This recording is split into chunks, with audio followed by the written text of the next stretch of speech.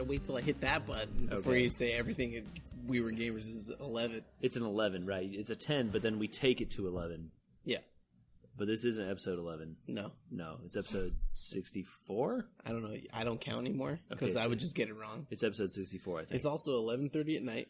Yeah, on day one of Comic-Con. Yeah, this is the Comic-Con episode. but we're recording because we're dedicated. Yeah, yeah. We're gonna do what? 10 minutes a day? I don't know, something. Maybe even some amount of time a day. Sure, that's what we can commit to. The promise of We Were Gamers like that. Some amount of time a day. I like that 64 episodes in, the commitment is less. Like we did like bonus episodes. It's so tough to commit. Committing is so hard. Did so many bonus episodes in the first year. Yeah. We were like on time all the time. Yep. And now it's kind of like, I don't know, 10 minutes a day for Comic-Con? We'll see. Less? I don't know. Recording 10 minutes a day is more than what we did last year at Comic-Con, though. We recorded 10 minutes. Yeah. We recorded a thing. It was a bonus episode. It was a bonus episode, though. So yeah. They got it for free. Right. Like everything else. Enjoy the freedom. You're free. You're not getting it anymore, I guess. I think our plan for Comic-Con is to just recap a day. Yeah. Yeah. Yeah. I think so. I think that recap of this day, part 1, number 1 off the bat, mailed badges. Yeah. So much better. Yeah. Don't have to stand in a giant line to pick up the badge. Best part of Comic-Con, not standing in a line. We're not LineCon fans. Yeah. No. Yeah.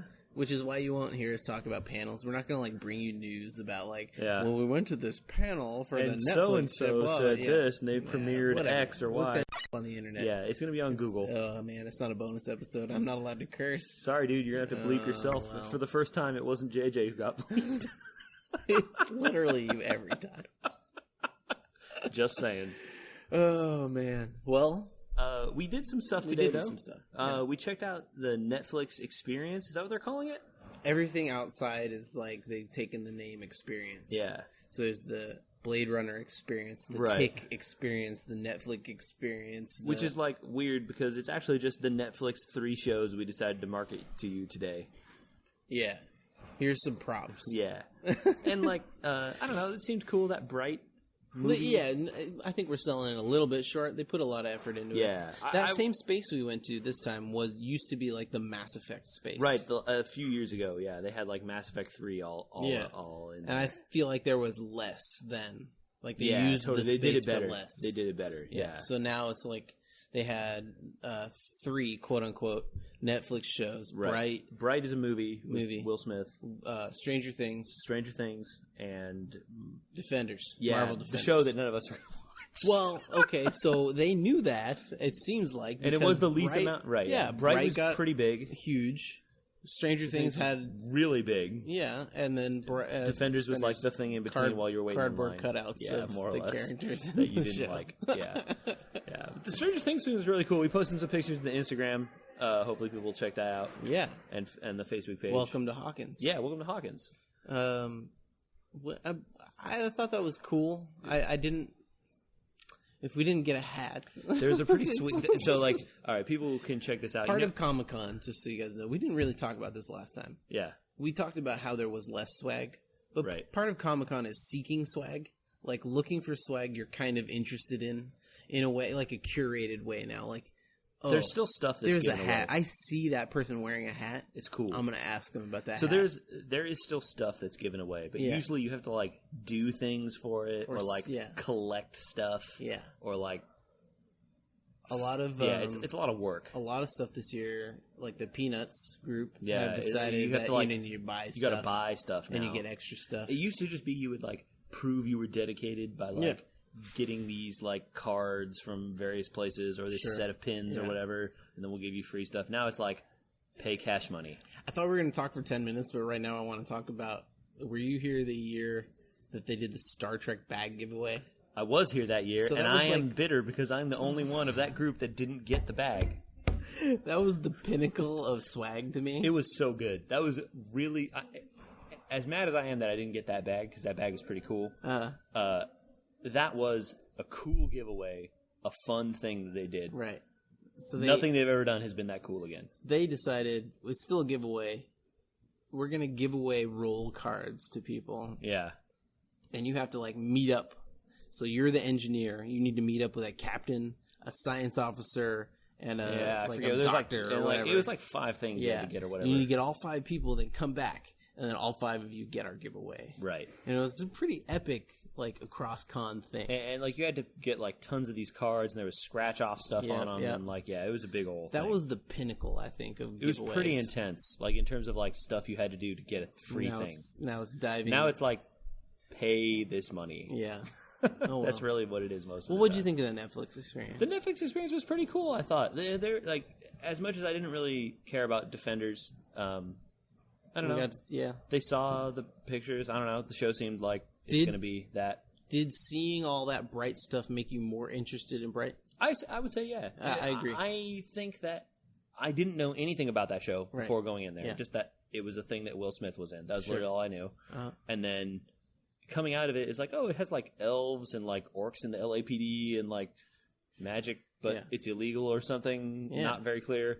If the movie is like the experience, I will watch that movie and maybe be entertained. Also, I talked about this with Naomi somebody else. Ripperino Cappuccino. Yeah, that chick is good at stuff. Okay. So her being in it is good. I talked about this with somebody else. I have a Netflix subscription. Mm-hmm. They went out and acquired this movie. Yep. They held a thing that I was we walked into, and it kind of made me interested. I'll watch it. Yeah. So I guess that means that it's worth their money, right? Yeah, right. It's a Netflix original movie now, I guess they're calling it. Yeah, because it's not going to come out in theaters. Right, because I think it actually was supposed to, and then like the rights are, I don't know how movies work. So anyway, right. Well, that seemed cool. All right, so that was outside the con. Right. We did go into the con. Right. It's Thursday. Yep. I felt like it was moderate to not completely crowded. Right. I would say the lines were low from the place I expected them to be. Mm-hmm. There was, there was stuff. Yeah. As there tends to be, but it wasn't like outrageously crowded trying to move around. We waited less time in anything we tried to do there than we did outside. Yes. Yeah. Yeah, true. Although we didn't try to do too much, but I did spend a lot of time looking at watches. Yeah. Andrew, talk about this sweet watch. JJ, you and I now own similar timepieces. Timepieces, thank you. Yes. They're not proper watches. term. The proper term. They are not watches. Proper term, yeah. Because when you drop 3 bills. 3 bills? 3 C's? Is that what they call them now? On a precise movement piece. That's right. It has a good movement from... I don't remember what that guy said. Makato? I don't know. It was like a Japanese name. Japanese name. For sure. Of a designer of movements for watches. Which was in my current watch, not on my wrist, a Citizen watch. Okay. Has the same movement as Nixon watches. Right. Which you own a Nixon watch. Yeah, so last year, at Comic-Con, they debuted a line of Star Wars watches, Nixon watches. And the Star Wars cues in them are pretty subtle. Depending on the brand you Depending on which one you bought, right? There's an R2-D2 watch that's like, look at my R2-D2 watch. This is blue and white. You knew what this is. But some of them are pretty subtle. It's just like, hey, this watch is black and has like some slight like red highlights or silver highlights. Sure. You might not know if you didn't know. Right. The Stormtrooper watch is white and black, and mostly just white and black. And then if you look really closely, there's like an Imperial symbol. Yeah, and you wouldn't know unless you knew, right? Right. And so that's what I liked about it, that it just looked like a really nice watch. It felt nice. It was heavy in like a good way, but not too heavy. Yours is the 5130 also? I don't think so. I think it's mine's smaller. I don't remember the name of the size of the unit that I have, but it is the Imperial Pilot, I think, the TIE Pilot is the one I have. So JJ's was made to mimic the TIE pilots from the original movies. The guys that wear the black armor. The dudes that die for Darth Vader. Right, those guys, yes. Yeah. Those are the guys. And there's a picture of one of those guys on the reverse of the face. Right. Like the underside of the watch. Yeah. But Andrew didn't go for that. No. Those were last year's model. They had plebeian stuff. Yeah, they had new stuff this year. What was the new stuff? They had this model called the 5130. Right. And the 5130 essentially is the size, if not a millimeter or two wider than the size of my wrist. It's big. So that was my biggest concern when I saw Andrew picking up this watch. I was like, this is a big watch. It's a big watch. Yeah. But we looked at all the watches. And I pointed out some that I liked. And I would say that there were 3 categories, right? There was like the big watch, which they all looked really nice. They all of them look nice, right? Yeah. So, I mean, you look at it and you're like, that's a timepiece. Right. Yeah. Then there's the middle road. Like, let's shrink that into still a nice something you'd wear out to dinner watch. Right. And then there's the, like, silicone, wear it every day watches. Right. And those are all kind of like the R2-D2 Rebel Pilot orange or blue or white. A little more obvious that you're, like, wearing your fandom on your wrist. Yeah, there's a huge logo right. or whatever. You move up into the timepieces, and they become kind of a matter of taste, but I would say that you were not impressed. I thought that the timepieces they had this year, the little ones, were a little too much. There was one that was all gold. It was like the C3PO watch was literally just a gold watch. And it's like gold with gold inlays and gold movements. And you're just like... And the most popular watch they had this year was actually a black and gray one. But the gray, there was no markings for the time on it. And the base of it was just the flat Death Star. Oh, okay. So I did see that one. That was their most popular one this year. That's the one that they sold the most of, and you're like, really? I was like, there's no way to tell what time it is. I mean, other you can than guess, right? Yeah, like, it's 3 o'clock, but like 3:06, you're not going to be able to tell. You're not going to get it because there's no demarcations. And when you look at it, you're kind of like, what the heck is that watch face? Yeah, like it's a bumpy. It just looks like weirdness. some like abstract art. So there's everything from that to stuff that is like the higher end, right? Which they called the 5130s, right? And those are, we already mentioned, they're big watches and expensive watches. Yeah, and they're designed well. Yeah. What was the theme of the showpiece model they had this year? The newest watch, right? Boba Fett. Boba Fett. Yes. And so they had like what was the catchphrase for him that they used this year? Dead and Alive? Is that the one you're talking about? Or the no, I don't remember. I thought it was like it's like As You Wish or something. Oh, uh-huh. Is that what? I'm not sure. I feel like I'm talking about the Princess Bride now. Yeah, I know, right? Yeah.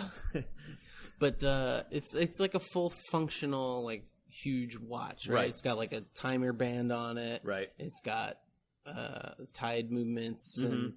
And it's a couple of little, like, inlay pieces in there. Yeah. Do those move, or are they just like... So one of the inlay pieces is the Mandalorian logo, right? And the other one was an actual. I got this explained because I wanted to know what that was about. So there were 2 crowns on it. Yeah, and the big crown was to set the time. The other crown was to set what they call it their tide timer, which literally tracks the tide, and that one was the little alive dead spinner. Okay, so I wondered what that was, if it was like something that actually moved or if it was just like a joke thing. Yeah, no, it moves. It tracks your high and low tides. Okay, and so like it's supposed to track with, in theory, what the tides are doing? Yeah. Like based on numbers or something? Well, tides are relatively consistent-ish. Yeah. You know, they're within 10 minutes. Plus or minus with the phase of the moon or whatever. Anywhere on the globe, 10 minutes. So you reset your tide timer to wherever you are and close the time. Cool. And it definitely had like a really cool like gunmetal. And most of it is gunmetal, which is a cool look, I think. Actually, the top face is actually red. Yeah. And if you look at it from the side, there's like a olive drab green. Yeah. It's a really nice looking piece, I think. I think so. I'm pretty happy with it. Yeah. You are the proud owner of one of these now. We can say. Well, we looked through the case and I told JJ. After I bought this watch, I said, the only other one I was thinking of was the Kylo Ren watch. Yeah. And what was the first word out of your mouth? First thing I said, I'm really glad you didn't buy that because I thought that thing looked like trash. It's the Kylo Ren one was a black, all black face with like a silver crown around the edge and a silver crystal face, silver crystal face. But the rest of it was black, and it just looked really like too much. Chintzy? No, I wouldn't say it looked bad, but it looked gaudy in like a bad way. I liked it until I looked at the second counter, which was Kylo Ren's lightsaber. And I was like, I'm not wearing Kylo Ren's lightsaber. That's too much. Yeah, I'm not doing it. Shots fired. But the watch looked okay. I didn't like the silver crown around the outside, and then I could have ignored that until it was like the big obvious Star Wars thing. Yeah. The fun part about a lot of the other watches is you could just explain them as like, this is just a black watch or a white watch, Or mine's multicolored. Or his is just like a multicolored watch and has got some cool symbols on it. And like people that aren't paying attention aren't going to know. Right. But people that are paying attention be like, oh, this dude's like... That's when you take it off cool. and flip it over, and like, you've got your Imperial pilot the on big the back. Star Wars logo on the backside, right? Yeah. So that's really cool. We spent some time there. We did. I had to decide on them. It was a big purchase. Big it was purchase. a big purchase. Yeah. We did some shopping. Yeah, we found a few things out there in the booths that. I want to talk about those Walking Dead pins. For Okay. a second. Yeah, let's talk about them. Good marketing, bad marketing to glob from Walking Dead onto Game of Thrones. If anybody hasn't seen these, go look out on the website for Skybound. They have new pins for The Walking Dead of all the different factions within the current seasons of the TV show, and they've redesigned them kind of to look like the house symbols from Game of Thrones. And they're big pins. They're heavy. They're what, 2 inches? Yeah, and like relatively thick and heavy metal. Yeah. They're like the Survivor camp. I looked at them and I was like, these are going to be popular. These are really cool. I mean, that Walking Dead show is very popular, I understand. They're not so coy. I don't watch it. I know we've had this discussion before and you're wrong. We have. Yeah. But like, is it a good decision to glob on to another show like that? I mean, I don't know. The designs of them looked cool. I assumed that they were something from the comic and like people. Yeah, were no, they wearing don't them. exist in They're the just comics. like No. it's just something they just made These up. are symbols they just made up.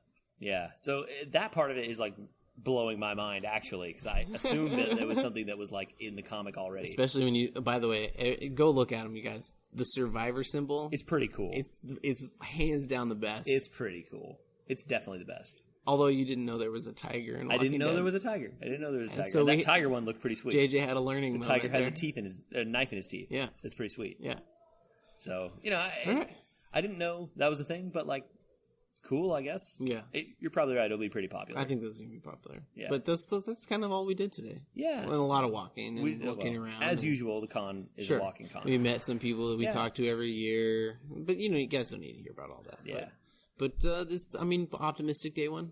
Yeah, definitely. All right. Hopefully day 2 is as good. Okay. We're going to attempt to pod. I can't read this timer upside down, but this amount of time per day. We'll see. Probably not. We'll see. It's 11:30. Now it's 11:45. All right. Good night, everybody. Good night. It's pointed the right direction this time. That's good. Sound is important to have. Yeah, well, it's a little echoey. We're still in a hotel. It's Friday night, so it's lively. Our floor, actually, JJ, you haven't participated in this yet. No. But I had to walk a sleeping baby around a few times. We got moved to the party floor. Oh, yeah? Oh, yeah. There's like 3 or 4 doors that are open on that side. Nice. And there's some people moving. Doing things that they do? Yeah. There's some red floor? Solo cups moving back and forth. Okay. You know what I mean? As you do in a party situation. Yeah. Well, yeah. You can't expect people not to in a situation like this. I think it's fine. Yeah. They're not overly loud. I wouldn't have noticed if I hadn't been walking around. But tonight's episode brought to you by the letter B for beer. That's right. How you feeling there, buddy? We had some beers. I wouldn't say that it was a lot of beers, but I definitely had some beers. Yeah. Yeah. And we are back at the hotel after our second day of Comic-Con. It's only Friday. Yeah. Standout number 1, tiny ice cream. Yeah. Tiny ice cream. It wasn't big. Maybe I would call it a thimble's worth of ice cream. Slightly more than a thimble, but not a lot more. What melted faster, the ice cream or the little rocks they put on the ice cream? The little sugar crystals? Yeah. Yeah. It was quite hot today at Comic-Con. Pretty hot. And we decided to go do the Blizzard Frozen Treats. Yeah. Where you got to meet the Lich King and you got a little bit of villanilla. Yeah. They tried to make a pun. Yeah. It's actually hard to say. It looks okay on paper. If you actually pronounce it, it just sounds dumb. Yeah.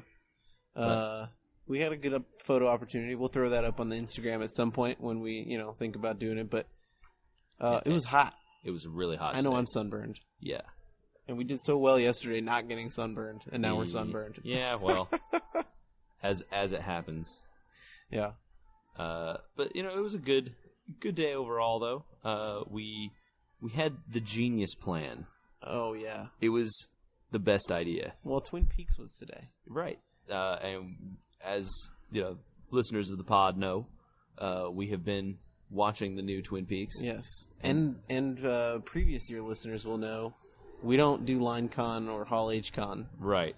But Twin Peaks was having a thing in Hall H today, and we were geniuses because it was right after Game of Thrones. Which is the biggest thing, probably. Sure, but there's I don't want to sound rude about it, but there's no easier way to say it. There's a lot of super cash fans. And people that are... I feel like those demographics don't overlap a lot.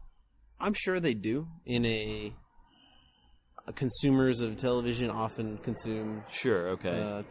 Other television. Yes. And, I know Agent Z watches both, so there's some overlap. Totally. And we watch both, People that watch Twin Peaks would probably also watch Game of Thrones. But I don't think the reverse might not be true, right? Right.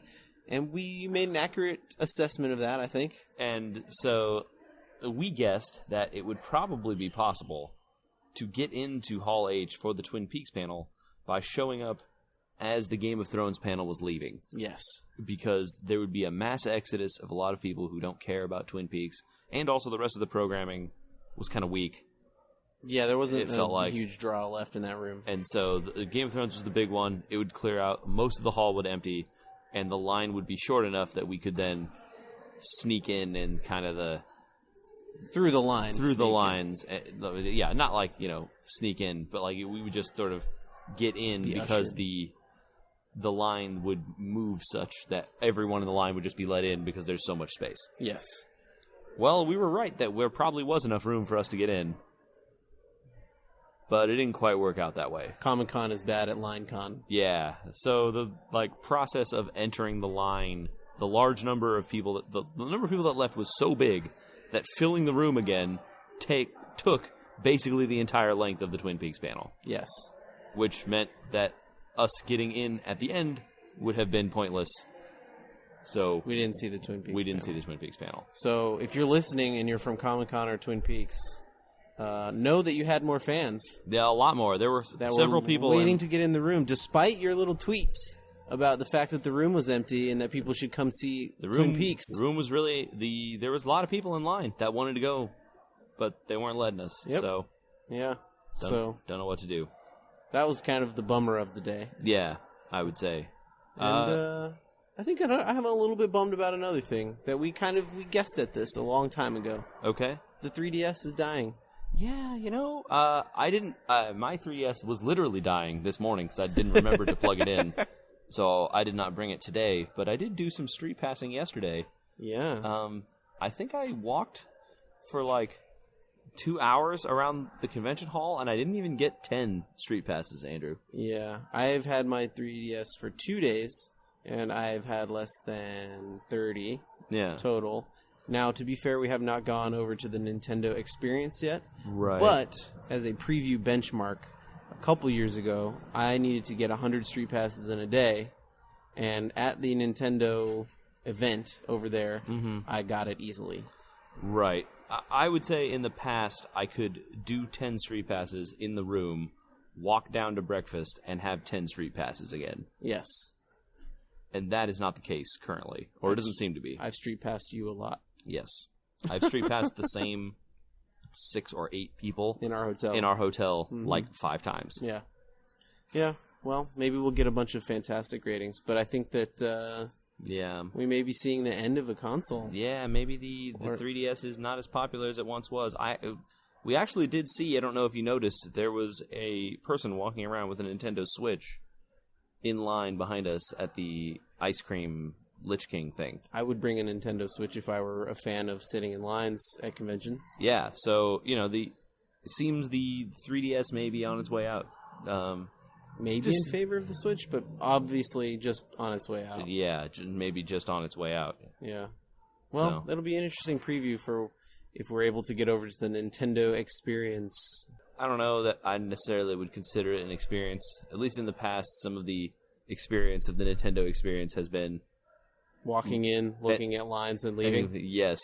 So, I don't know. There's a chance that will be our experience my again. My legs got some experience walking there and walking back. Yeah. Yeah, they leveled up. Yeah. So, we'll see if that ends up being the experience again. All right.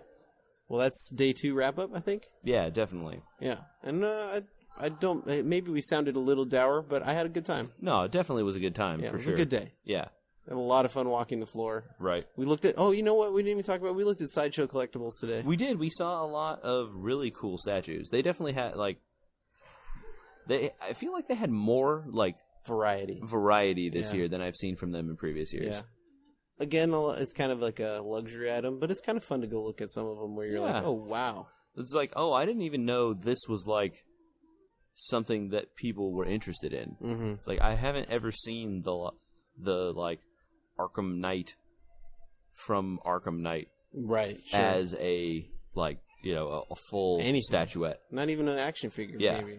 I didn't know people wanted that. Yeah, but apparently they do. That was kind of interesting. Oh, I haven't gone into that booth in probably 2 or 3 years. And gone through it. Yeah. Because I always thought it was the same thing over and over again, and this year it just looked completely refreshed. And there definitely is stuff that shows up every year. It's like, oh, hey, they have a giant stormtrooper. Oh, they have the Jedis and whatever. Yeah. But but now they've got like a How to Train Your Dragon. Toothless, and it's not just stormtroopers and Darth Vaders. They had a model for Rick Deckard from Blade Runner. There you go. You know, so they're definitely branching out. It looks cool. Yeah. All right. Well, recap for today, and maybe we can get one more in before the end of the convention. Yeah, hopefully. Yeah. Cool, man. Sounds good. Well, high five to that. Woo. See y'all on another day. This thing's recording. Yeah. It's recording on the final day. Yeah. Sunday. We skipped Saturday. Things happened, and it was too late. We weren't gonna be cognizant enough. When I said every night, somewhere in my head, I already knew Saturday night wasn't a night. Yeah, it just wasn't gonna happen. It's not a night. You do stuff. Yeah, on Saturday stuff night. Happens to you on Saturday. So you kind of it just doesn't count. Yeah, but it's cool. We had a great day Saturday. We had a great day Sunday. Yeah. And it's like the middle of the day on Sunday now, and I think we're wrapping it up. Yeah, I think we're trying to sort through all the experiences. I think we definitely got a lot done the last couple of days that we hadn't talked about really. Yeah, definitely. I went to a signing from Scotty Young, which is a cool Marvel artist that I've known for years and years and years, and I bought some original art a couple years ago for one of his books, a cover for one of his books from a different artist actually, but wanted to get something framed, so put the comic together, got him to sign it, and that I haven't done that in a long time. I've tracked down a few artists in Artist Alley once in a while, but I haven't gone to one of the bigger booths with large signing lines. Can you kind of? That's we have done it, but maybe you can describe the experience a little bit. So a lot of times artists or writers or other people like that have special relationships or special projects that they release at Comic-Con. So Scotty Young in this case had a gentle giant statue that he designed. Well, so when that happens to hype the release or whatever, there's only 1,000 statues, and if you buy it at the booth, he's going to be here to sign it on these 2 days at these times. Right. And they're open to other people coming with other things, not just the statues, to get them signed. Sure. I guess we should mention we're not in our hotel. No, it's a little loud. It's not in the middle of the night, so sorry for the background noise. But actually, what was interesting was I think I got into line right around the time they were thinking about capping it, and people that bought the statue kind of cut the line, so even though it was capped off, you could kind of still get your statue signed. But it was super cool. He was an awesome dude. Didn't remember that we talked years and years ago, but who would expect that? I'd say. So how long of a process was that whole situation between getting in line and waiting and talking with them? This was a light signing. I mean, Scotty Young's known but not famous. I would say it's not like Jim Lee or someone who is the biggest. If you're talking comic book artists, he's still not. He's well known, really well known. And there was a line, and the line got capped, but. I only had to get in 20 minutes beforehand, and, it took about half hour. It was 2 or 3 minutes a person ahead of me. Okay. So it was maybe 30, 40 minutes for me to get through the line. Okay. So not crazy, like some of the stuff at Comic-Con, but... Well, worth waiting for, I think, overall. Unlike what we planned to do today. Yeah, so we had planned to go do some Nintendo stuff and check out their the new Switch stuff with I think they had Mario Odyssey on the floor. I was very excited for that. We definitely watched some of them play it. But they had a new plan this year, and that was that the Nintendo room for the last couple of years has been a crowded mess. Yes, which to their, at least they're trying. Yeah. You could sort of just walk in. It was a lounge, and most of the time the games had huge lines, but there were tons of people in the room. This year they decided to cap the amount of people in the room, which meant there was a line, and it was 3 hours. Yeah, that's... I don't think anything's worth 3 hours. No, it's not. And especially, it seemed like in the lounge, a lot of the games they were showing were already available games. Many of them were available games. Odyssey was interesting, and they have demos for Odyssey on the floor. Maybe I doubt the line there is any shorter. No, it's not. I walked by earlier. It's not shorter. But I did watch some people play, and it looked pretty cool. Yeah. So unfortunately, little to report on the Nintendo scene. Though I did walk through an entire Nintendo lounge area with a 3-hour line's worth of people. I got 4 street passes. Yikes! That is a low number. The low number. Yeah, that should tell you something. You were in the Nintendo area. Yeah. And you didn't get any street passes in the Nintendo area. The people who make the thing. Yeah. Yikes. Wasn't good. Well, anyway. Oh, we also did what? We did some of the essential Comic-Coning, which has become pretty routine for me, and I think routine for you. Yeah. We call it dumpster diving. Right. But you should probably explain this process, because it's not actually... we don't actually go into dumpsters, but there are several vendors who come to Comic-Con every year, and they just bring boxes and boxes and boxes and boxes and boxes of trade paperbacks. Unorganized, just like, we just took everything off our shelves, dumped them in some boxes, bought these wholesale off the internet or whatever. You think they were on shelves ever? These things have been in boxes since they accumulated them somehow. Yeah. And they just, they buy stuff wholesale, I think, and just get these boxes. Damaged books that they get returned. And they just take them and they put them on the floor. They have a few tables set up, some of them on the floor even, like literally the ground. And they sell them at half off cover price. Mm-hmm. So it's 50% off whatever is written on the back of the book. Everything and anything you can find. Yep. And sometimes they have some like relatively new stuff. Or hard to find stuff. To find stuff sometimes. But generally they don't. Nope. Most of the time it's like 1,500 copies of like... certain versions of The Walking Dead. Yeah, which is useful. Yeah. And then like, here's like a relatively recent run of a Marvel comic that was not popular. Yeah. There's a bunch of those. And, they'll have some stuff from the other publishers too. And you just kind of spend some, 20, 30 minutes flipping through all these boxes one by one to see if they have the trade or whatever that you're looking for. Right.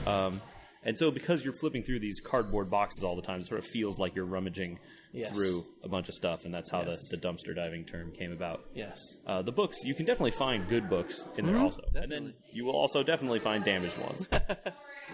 Completely wrecked. Yeah. So we partake in that process usually every year just because the deal is so good. Yeah. And I think Andrew and I this year both picked up a series that has been reprinted several times. You've been more successful than me at picking up this series. Yeah, called Elf Quest. Yeah. Which I didn't really know much about before coming to the con, but Andrew and some other people talked me into it. It's a pretty classic 70s fantasy sci-fi series that has influenced many people.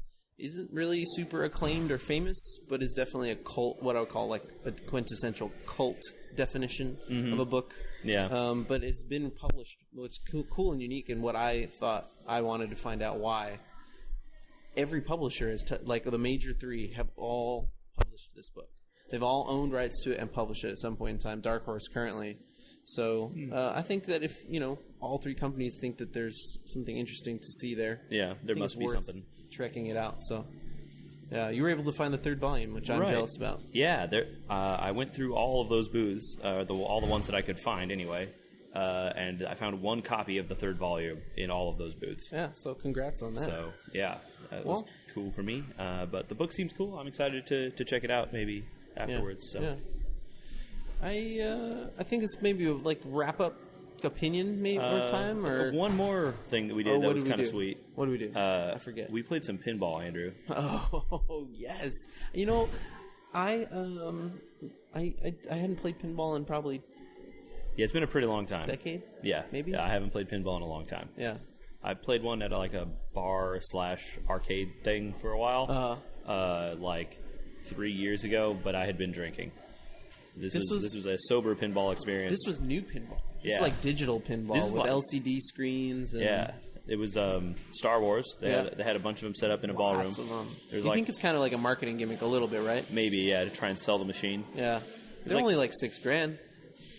That's a lot.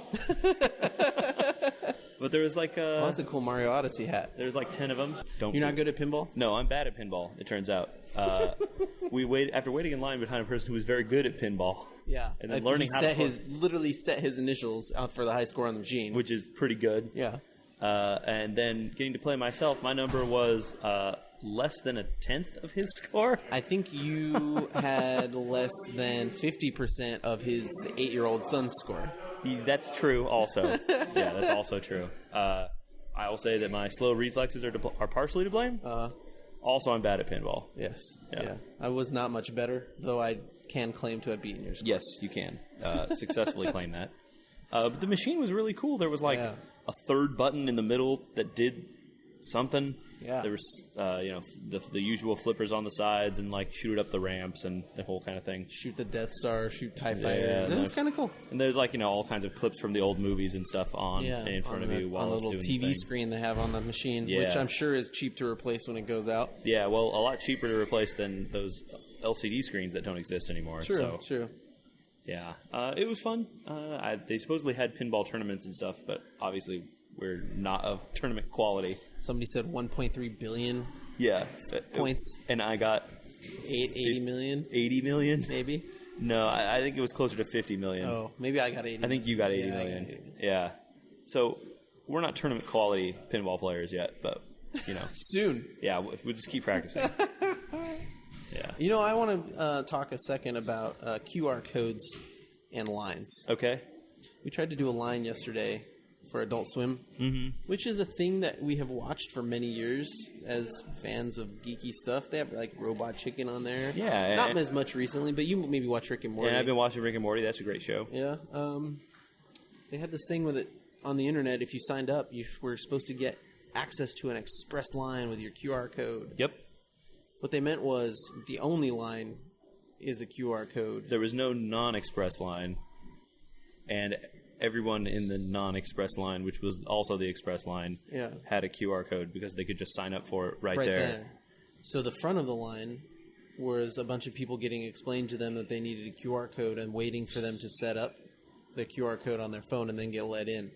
So, which didn't rather really than, matter because once they got inside, there were also more lines. Yeah. We didn't wait for that. No. I don't think that type of system is very effective. No. It didn't do any work of gatekeeping at all. All it did was give our emails to people. Yes. For marketing, which I will now have to find a way to unsubscribe from. Yay. Bad shame. Yes. Bad shame. Bad shame. Shame. All right. Let's wrap it up. All right. What are you looking forward to seeing again or doing again, or not seeing again or doing again? I don't want this experience again, or you know what, this year, I think overall, looking at this year versus last year, I think it was improved in terms of my enjoyment. Yeah. I would say that it's definitely been a good year of con in general. The lines didn't seem, or the spaces in the hall seemed like it was better used somehow. There was more space. I felt like I could move around slightly better. Right. Except in certain small corridors that are always bad. Yeah. I don't know if that was just I didn't go to more trafficked areas or something, or I didn't try to get in lines for things that were very popular, but I enjoyed my time on the floor more this year than I have in previous. I think that my takeaway would also be I don't know how or why it came about, but some improvement on the floor happened. Maybe they just had panels that were more popular, I guess, so they could even now I draw feel like people away from the floor. Enough stuff changed that I haven't seen the whole floor. There was years there where I felt like I've seen this entire floor every year. This is the same booths, and we're ready to kind of boogie out of here in a few hours maybe. and I feel like I need to go back out there and look at more stuff because I didn't see everything. Yeah. That's a good feeling. Yeah. It's a good feeling knowing that, like, hey, So I that didn't would be actually mine. get to see every single thing this year. Yeah. I think there was some good stuff outside this year that was actually possible to get into in like a non-insane time frame. Mm-hmm. I think even some of that stuff should be gated by passes. Maybe. Because even the lines for like the Netflix experience was, Right. like 3/4 of it was just people without passes hanging out. And I understand the allure of creating like a downtown experience for Sure. locals or whatever. And it's like I actually as a local, I tell people to come down to downtown, check out the stuff. just because like I don't generally advocate for them to stand in any of the lines because I don't think it's worth it. But just like post up at a local bar or a restaurant or whatever and have dinner or lunch and just kind of watch because it is grade A people watching 100% of the time. Well, you don't need a pass for that. No. And so, I think that stuff is fun. Yeah. I consider, though, maybe some of this stuff like express lines for people with passes or something because... Yeah, some of the outside the con experiences, stuff like the Game of Thrones one or the Walking Dead one, neither of which we did, that are like really, really... like they're like zoos up in there. That's too much. It's too much. But that's a small mark, I think, compared to how I feel leaving this year versus last year. Yeah. I was a little bit disappointed. But anyway, I think positive notes. Yeah, I think Comic-Con was a great one this year. I'm looking forward to coming back. Way to go, Comic-Con 2017. See you guys next week. Yeah.